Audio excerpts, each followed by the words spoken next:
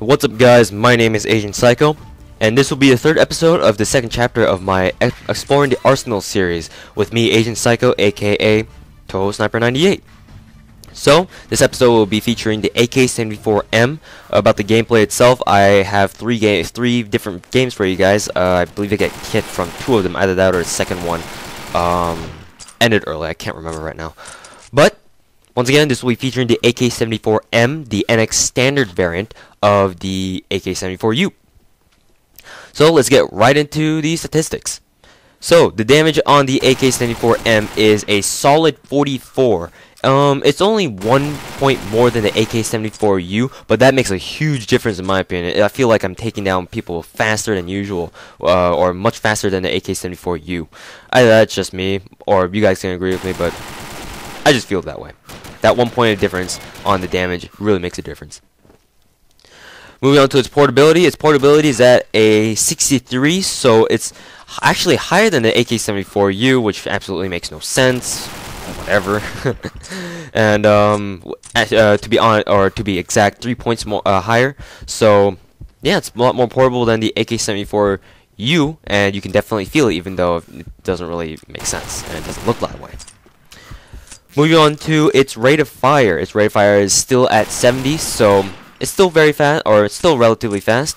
And yeah, with that and the damage on this AK74M, it has a pretty high DPS, so you should be able to take down people really quickly. Moving on to its accuracy is bumped up to a colossal 90. That's as accurate as the L96A1, people. And that's the same accuracy as on the G36E and the SG556 or the SG550. So yeah, those high accuracy assault rifles, yeah, the AK74M is one of them. So moving on to its recoil. Its recoil is still locked at 68. So you're gonna have a hefty recoil pattern, or some recoil to deal with, but that's nothing major, especially compared to like the AK47 or something like that. So yeah.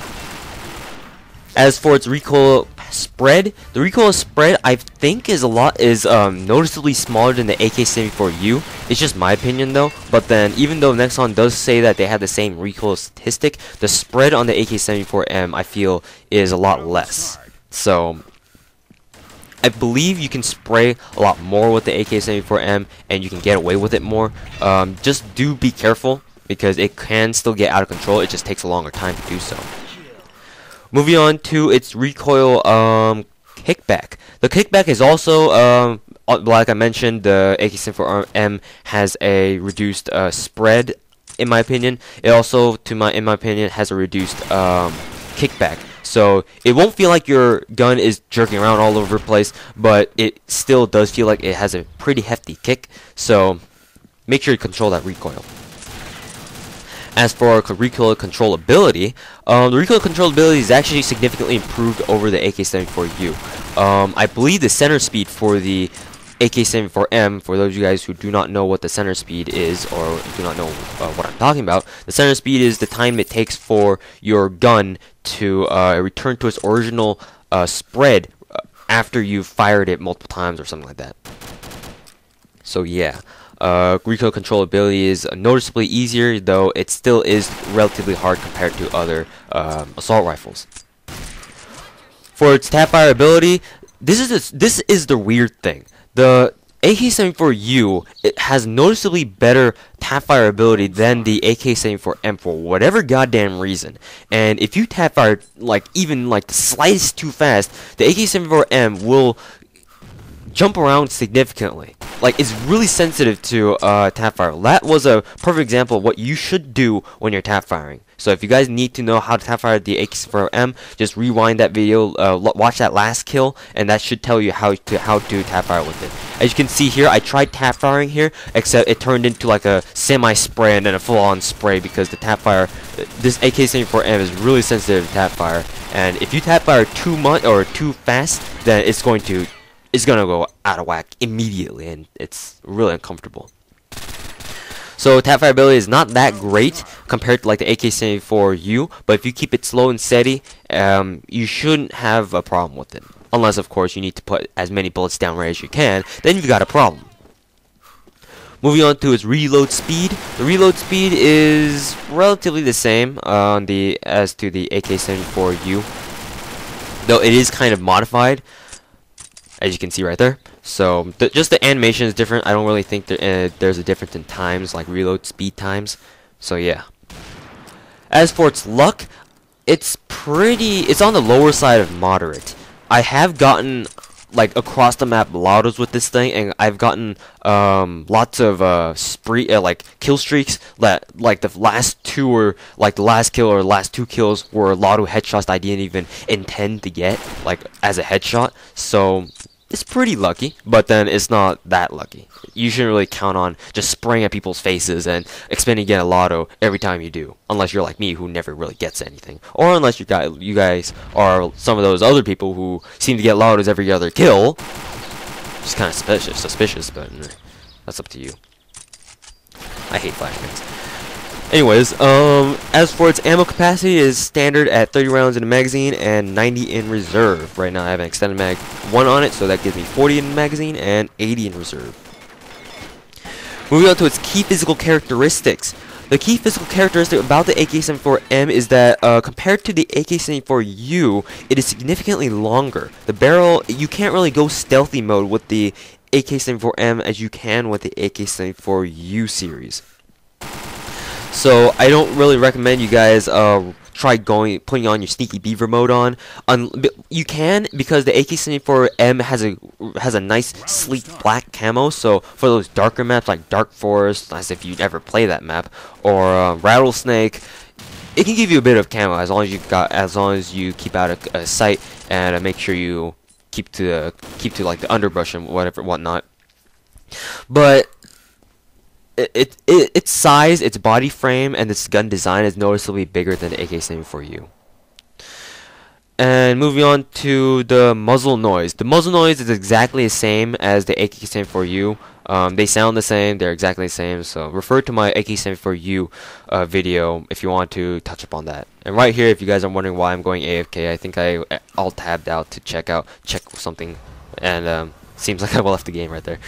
Anyways, moving on to the attachment options. You can attach any modification on this AK74M, scopes, silencers, and extended mags, or fast loader mags, as if you ever want to use that, are all good to go.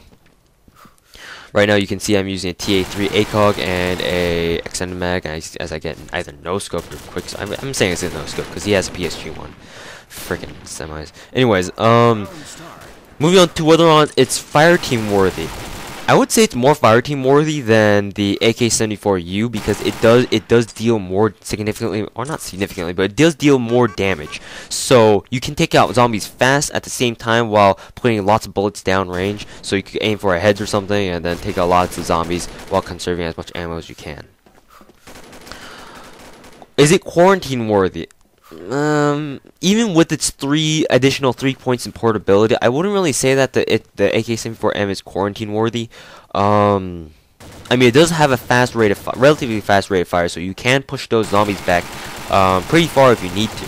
But you might as well go with the submachine gun. So yeah. Moving on to my frank personal opinions. I really freaking love the AK74M. My only regret about it is that it's because I have so many other goddamn guns that I have that like are NX rare, so they have time limits on them or something, or I just love other guns more. I can't really use the AK74M, or I find myself not using the AK74M more than I need, or as much as I need to. I honestly do love the AK74M. It's almost statistically identical to the G36E. It's just that I like the AK74M for my close quarters duties a lot better, because the G36E can have its recoil can get out of hand at close quarters pretty easily, and when that happens, yeah, you're fucked. But the AK74M is pretty good and nice, fantastic right there. That's what I mean by the luck of the AK74M. That last shot, I didn't really aim for the head, but I got it anyway, so yeah. It was pretty lucky too, because I think I was running out of ammo too. So moving on to actually I'm still not done with my frank personal opinions yet.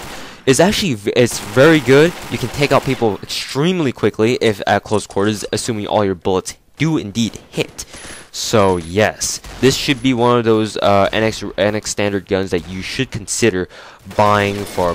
I don't think you can buy this for permanent anymore. So like just buying and then hopefully renewing it so that you can get it permanent or something. Moving on to the final rating.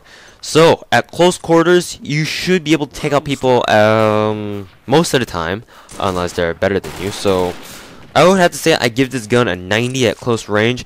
Middle range, I would also give this a high 85. And finally, at long range, it would have to go down significantly to a 70 because Tapfire, even though it does have a 90 rate of fire, its Tapfire ability is pretty lacking, and I don't know, it's not that great compared to like the AK74U. But because of its damage, and if you can control the Tapfire, it should give you the advantage in long distance engagements, assuming the other guy doesn't have a sniper, that is. So that gives the final rating of 81 or 81 2/3 of a rating. So that shows you that the AK74M is indeed a very solid gun, and do keep in mind that the final rating is not in any way supposed to be an accurate measurement of how good the AK74M is. It's just a personal estimate, and it just for the sake of numerical values and numerical tracking. That's all that it's there for. So yeah. Once again, I give it an 81 2/3%. So guys, this will conclude the third episode of my AK74M episode of the Exploring the Arsenal series, chapter number 2. I am your host, Agent Psycho, aka Toho Sniper 98. Feel free to friend me on Combat Arms and join in on me at any time. Alright guys, hope you guys enjoyed the episode, and look forward to the next episode of the Exploring the Arsenal series, the AK74M Gold Plated. Peace out guys, thanks for watching, and have a nice day. Round start.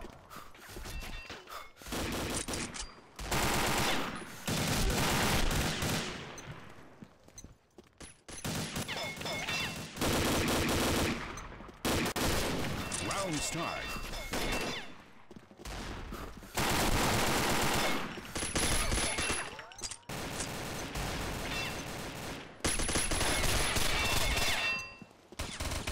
Round start.